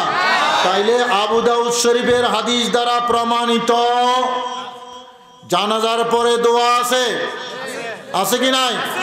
মনে থাকবে? আবু দাউদ বলেন, কোন কিতাব? আবু দাউদ। মেশকাতের মধ্যে আছে এই হাদিস, একই হাদিস মেশকাতের মধ্যে আছে। সুদের টাকায় মাদ্রাসা করা যাবে কিনা? সুদের টাকা নেওয়াই জায়েজ নেই, সুদের টাকা নেওয়াই জায়েজ নাই, মাদ্রাসা মসজিদ করা তো দূরের কথা। কিরে বাবা, ঠিক কইছি তো? এটা তো অপবিত্র। বুড়িগঙ্গার ময়লা পানি দিয়ে অজু করলে অজু হবে? তা ময়লা পানি দিয়ে যদি অজু করলে অজু না হয়, সুদের টাকা দিয়ে মসজিদ মাদ্রাসা করলে সওয়াব কেমনে হবে? ঠিক কইছি তো? এটা নেওয়াই জায়েজ নাই, সুদের টাকা। সুতরাং এটা দিয়ে মসজিদ মাদ্রাসা করা তো দূরের কথা। কয় হুজুর বিসমিল্লাহ কইয়া খাইছি, বোতল ডবল পাপ না? ডবল পাপ। এমনিতে তো বোতল খাইছে, খাইছে খাইছে কি কইয়া? মসজিদ বানাইছি, বানাইছি তো বানাইছি সুদের টাকা দিয়া, মানে চুরিও চুরি, আরো সিনাজুরি হবে না। প্রস্রাব করার পর 40 কদম হাঁটা কতটুকু সহি? বিষয়টা হলো এই, পেশাব পায়খানা করার পর আপনাকে পবিত্র হতে হবে। হাঁটা করবেন, বৈশা করবেন, দাঁড়াইয়া করবেন, গড়াগড়ি দিয়ে করবেন, এটা আপনার ব্যাপার। আমি কথা বুঝতে পারছি? তবে একটা জিনিস, এইভাবে এই প্যান্টের মধ্যে হাত দিয়ে হাঁটাহাঁটি করা কিন্তু বালা না, দেখতে অসুন্দর লাগে মানুষের সামনে, ঠিক কিনা বাবা? আমি কটাক্ষ করতেছি না, এটা উনিও চেষ্টা করতেছে পবিত্র হওয়ার জন্য, এটা ওনার একটা চেষ্টা, এই জায়গায় আমি কটাক্ষ করব না। কিন্তু একটা রুচি বলতে একটা কথা আছে, তাই না? আপনি ঘরের মধ্যে কেউ যখন নেই তখন হাঁটাহাঁটি করেন, অসুবিধা নেই, কিন্তু মানুষের সামনে এটা একটু দৃষ্টিকটু লাগে। নাজায়েজ বলতেছি না, কিন্তু এটা দৃষ্টিকটু লাগে। তবে একটা কাজ ফরজ, সেটা হলো পেশাব পায়খানা পড়ার পরে আপনাকে পরিপূর্ণভাবে পবিত্রতা অর্জন করতেই হবে। নবীজি অর্ডার দিয়েছেন, ইস্তানজিহু আনিল বুল, কেমন? ফাইন্না আম্মাতা আযাবিল কবরি মিনহু, তোমরা পেশাব করে ভালো করে পবিত্রতা অর্জন করো, কারণ অধিকাংশ ক্ষেত্রে কবরে আযাব হয় এই কারণে, অধিকাংশ ক্ষেত্রে কবর আযাব হয় এই কারণে। পবিত্রতা অর্জন করতেই হবে। আমার যুবক ভাইয়েরা সব কাজে ধ্যান দিয়ে, একটা ক্রিকেট খেলা দেখার জন্য গোটা একদিন যায়, ওখানে সময়ের অভাব হয় না। যখনই বাথরুমে ঢুকে তখন কি যে একটা অস্থিরতা তৈরি, কখন যে তাড়াতাড়ি বের হবে। যুবক ভাইদের বিশেষ করে এই অস্থিরতা থাকে, খবরদার ওখানে একটু সময় দাও। তোমাদের তো সময় কম লাগে, বুড়া মুরব্বীদের একটু সময় বেশি লাগে, এটা মেডিকেল সায়েন্স, তাই না? মুরব্বীদের একটু সময় বেশি লাগে, তোমাদের এতটা লাগে না। তারপরেও তোমরা একটু পবিত্র হও, পেশাবের ফোঁটাটা যাতে আর বের না হয়, বের হবে না এতটুকু নিশ্চিত হয়ে তুমি পানি দিয়ে পবিত্র হয়ে তারপর বের হবে। ঠিক আছে, কথা বুঝেছেন? আমার মা বোন যারা শুনতেছেন, আপনাদের জন্য এই মাসালা খুব জরুরি। এই প্রশ্ন যে ভাই করেছেন আপনাকে ধন্যবাদ দিচ্ছি। মা বোনদের জন্য এই মাসালা খুব জরুরি। যতক্ষণ পর্যন্ত আপনি পরিপূর্ণ পবিত্র হয়েছেন, একেবারে কনফার্ম না হবেন, ততক্ষণ পর্যন্ত ওখানে আপনাকে থাকতে হবে। ওখানে ওস্তাদও যাবে না, পুলিশও যাবে না, বিডিআরও যাবে না, আর্মিও যাবে না, ঠিক কি না? ওখানে আপনিই রাজা, আপনিই প্রজা। হ্যাঁ, সুতরাং পবিত্রতা অর্জন করতে হবে। টিস্যু, ডিলা পানি, কোনটি সহি? যেটা দিয়ে অসুবিধা নেই। টিস্যু ব্যবহার করার পরে অনেকে পানি ব্যবহার করে থাকে। হ্যাঁ, টিস্যু ব্যবহার করে পানি ব্যবহার করা আরও উত্তম, আরও উত্তম। কুলুপ ব্যবহার করে, ডিলা ব্যবহার করে পানি ব্যবহার করা, এটা আরও উত্তম। এবং এই ডিপার্টমেন্টের ব্যক্তিদের আল্লাহ প্রশংসা করেছেন কোরআনে কারীমের সূরা তাওবার মধ্যে, ফিহি রিজালুন ইউহিব্বুনা আন ইয়াত্তাহহারু। ওই আইয়াত্তাহহারু, ওই ব্যক্তিদের জন্য আল্লাহ বলেছেন যারা কুলুপ করার পরে আবার পানি গ্রহণ করে। এই আয়াত তাদের সামনে নাজিল হয়েছে।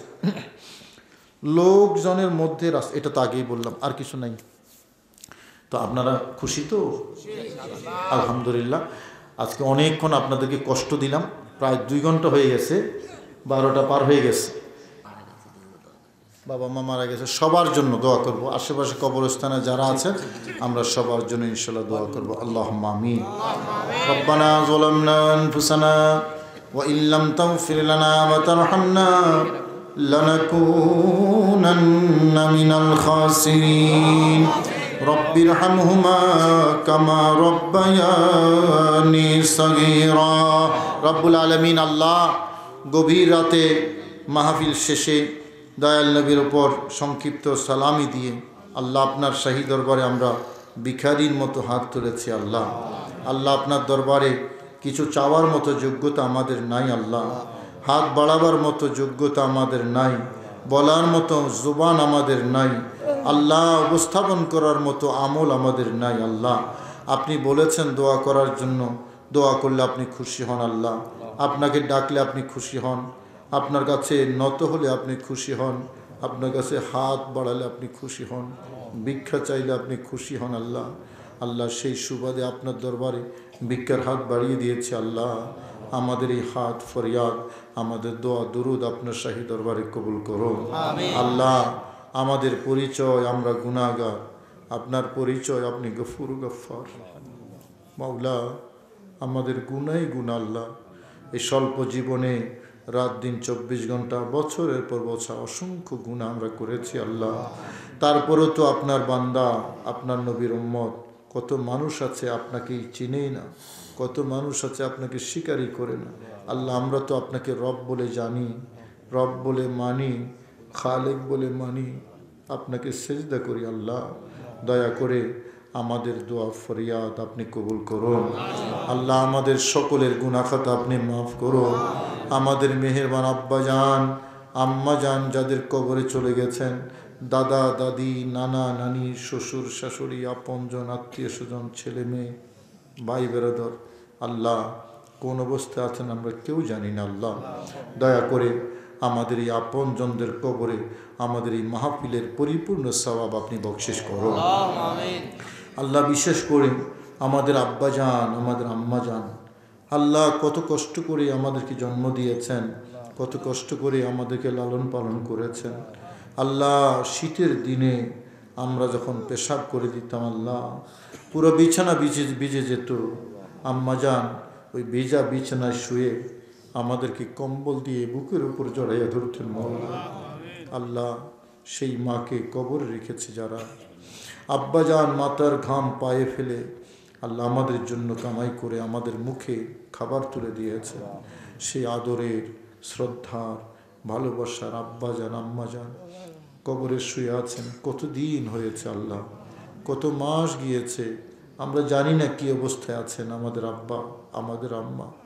বিসমিল্লাহি ওয়া আলা মিল্লাতি রাসূলিল্লাহ বলে আল্লাহ আপনার হাতে সুপর্দ করেছি আমাদের মা বাবাকে। আল্লাহ দয়া করে আমাদের মাহফিলের সওয়াব আমাদের আব্বাজান আম্মাজানের কবরে আপনি বকশিশ করুন, তাদের জীবনের গুনাহ খাতা মাফ করুন, তাদের কবরকে জান্নাতের বাগান বানিয়ে দিন। আল্লাহ তাদেরকে জান্নাতের মেহমান হিসেবে কবুল করে নিন। আল্লাহ আমাদের মা বাবা অনেক কষ্ট করে গেছেন, কবরে আর তাদের কষ্ট দিয়েন না মওলা। আল্লাহ তাদেরকে জান্নাতি হিসেবে কবুল করুন। আল্লাহ আমাদের আব্বাজান আম্মাজান যাদের বেঁচে আছেন তাদেরকে নেক হায়াত, সুস্থ হায়াত, দীর্ঘ হায়াত আপনি নসিব করুন। আল্লাহ মা বাবার খেদমত করার আমাদের সবাইকে তৌফিক নসিব করুন। আল্লাহ আজকের মাহফিলে যারা টাকা দিয়ে, পয়সা দিয়ে, শ্রম দিয়ে, বুদ্ধি দিয়ে সহযোগিতা করেছেন, আল্লাহ এক এক সহযোগিতার বিনিময়ে কোটি কোটি বরকত নসিব করুন। আল্লাহ আল্লাহ আমাদের রিজিকের মধ্যে বরকত নসিব করুন। আল্লাহ আমাদের হায়াতে বরকত নসিব করুন। আমাদের ইলম আমলে তাকওয়া পরহেজগারিতে আপনি বরকত নসিব করুন। আল্লাহ আমাদের সবাইকে আপনার নেককার, পরহেজগার, ইমানদার বান্দা হিসেবে কবুল করুন। আল্লাহ এই মাহফিলে আল্লাহ আমরা যারা এসেছি আমাদেরকে আপনি ভরপুর নিয়ামত দিয়ে আল্লাহ ঘরে ফিরে যাওয়ার তৌফিক নসিব করুন। আল্লাহ আমাদেরকে নামাজি হিসেবে কবুল করুন। যারা ব্যবসা করেন ব্যবসার মধ্যে বরকত দিন মওলা। যারা কৃষি কাজ করেন, যে যে পেশায় আছেন আল্লাহ রিস্ক হালাল দিয়ে পরিপূর্ণ করে দিন। আল্লাহ প্রবাসী ভাইরা যারা বিদেশে থাকেন আল্লাহ কত কষ্ট করে পয়সা কামাই করেন, আল্লাহ তাদেরকে সহি সালামতে হেফাজতে থাকার তৌফিক নসিব করুন। আল্লাহ তাদের রুজি কামাইয়ের মধ্যে আপনি বরকত নসিব করুন। আল্লাহ আমাদের মধ্যে অনেকে অসুস্থ আছেন, সবাইকে সুস্থতা নসিব করুন। যারা বিপদে আছেন বিপদ থেকে মুক্তি নসিব করুন। আল্লাহ যারা মুশকিলাতে আছেন মুশকিলাত আসান করে দিন। আমাদেরকে ইজ্জত এবং ইমানি জিন্দেগি নসিব করুন। বেইজ্জতি, জলিলি, খারি, অপমান, লাঞ্ছনা, দুঃখ, দুর্দশা, দুশ্মনের দুশ্মনী, হিংসুকের হিংসা, দুষ্ট লোকের আক্রমণ, সন্ত্রাসীদের আক্রমণ, আয় আল্লাহ সকল প্রকার দুর্ঘটনা, প্রাকৃতিক দুর্যোগ, যাতায়াতের পথে সকল অ্যাক্সিডেন্ট, সকল প্রকার আল্লাহ বালা মুসিবত থেকে আমাদেরকে, আমাদের পরিবার পরিজন, আপনজন সবাইকে আপনি হেফাজত করুন। আল্লাহ এই মসজিদে যারা খেদমত করেন, প্রতিষ্ঠাতা যারা দুনিয়া থেকে বিদায় নিয়েছেন, যারা বিভিন্নভাবে এই মসজিদের খেদমত করেছেন টাকা পয়সা দিয়ে বিভিন্নভাবে, আল্লাহ সবাইকে আপনি জান্নাতের মেহমান হিসেবে কবুল করুন। আল্লাহ এখনও যারা খেদমত করছেন তাদের দিন দুনিয়া আপনি উজালা করে দিন মাওলা। আল্লাহ এই এলাকার উপর খাস রহমত নাজিল করুন। আল্লাহ আল্লাহ এই মাহফিল প্রতি বছর যাতে শানদার আয়োজনে হয় আপনি সেভাবে কবুল করুন। আল্লাহ আমার যুবক ভাইরা যারা প্যান্ডেলে নিচে বসে, রাস্তায় দাঁড়িয়ে বসে আল্লাহ আমাদের মাহফিল শুনেছেন, আল্লাহ সবাইকে আপনি আমল করার তৌফিক নসিব করুন। আল্লাহ মা বোন যারা আল্লাহ তাদেরকে পর্দা পুশিদা মতো চলার তৌফিক নসিব করুন। আল্লাহুম্মা সাল্লি আলা সাইয়্যিদিনা মুহাম্মাদিন ওয়া আলা আলি সাইয়্যিদিনা মুহাম্মাদিন ওয়া বারিক ওয়া সাল্লিম বিহুরমাতি লা ইলাহা ইল্লাল্লাহু মুহাম্মাদুর রাসূলুল্লাহ সাল্লাল্লাহু আলাইহি ওয়াসাল্লাম। আসসালামু আলাইকুম ওয়া রাহমাতুল্লাহি ওয়া বারাকাতুহু।